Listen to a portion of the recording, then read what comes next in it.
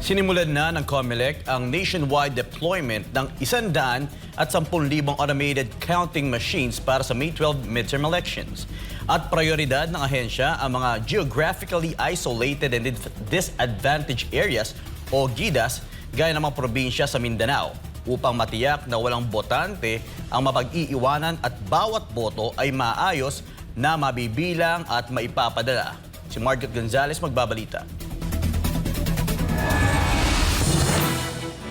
Alas 12:01 kaninang madaling araw, formal nang sinimulan ng Commission on Elections sa COMELEC ang pagpapadala ng mga automated counting machine o ACMs na gagamitin para sa halalan sa Mayo 12. Para sa unang batch, umabot sa 3,700 ACMs ang naipadala. Bahagi ito ng kabuang 110,000 na makina na nirentahan ng komisyon para sa darating halalan.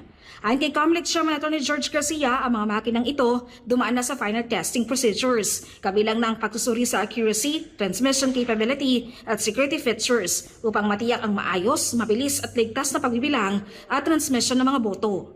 Prioridad sa deployment ang mga malalayong lugar, partikular na ang mga probinsyang may geographic at logistic challenges gaya ng mga nasa rehiyon ng Mindanao, kung saan kinakailangan ng mas maagang pagpapadala upang hindi maantala ang operasyon sa araw ng botohan. Direktang dadalhin ng mga makina sa mga regional hubs ng COMELEC na nagsisilbing distribution center ng mga kagamitan para sa mga lokal na tanggapan.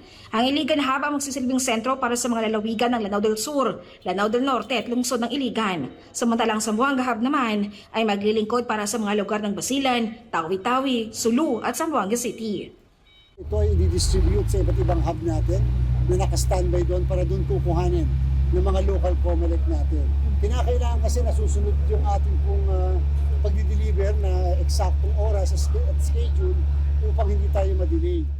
Kumpiyansa ang COMELEC Chief na hindi papalpak ang mga makinang nirentahan para sa nalalapit na eleksyon. Umaasa naman tayo na yung pagka-aberya ng machine ay hindi po mangyayari ngayong eleksyon na ito sapagkat bago po lahat ang mga makina na ito.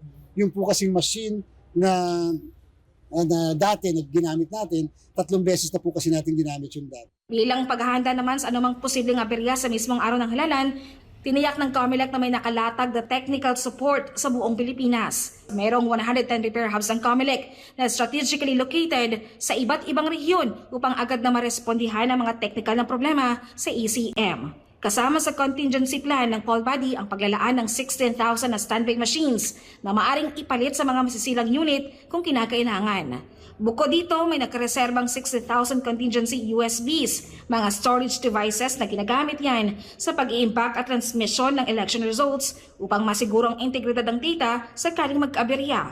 Ang mga contingency equipment na ito ay bahagi ng mas malawak na election risk management strategy ng komisyon para matiyak ang tuloy-tuloy at maayos na eleksyon kahit sa harap ng mga hindi inaasang teknikal na problema. Para sa Diyos at Pilipinas Kumahal, Margaret Gonzalez, SMNI News.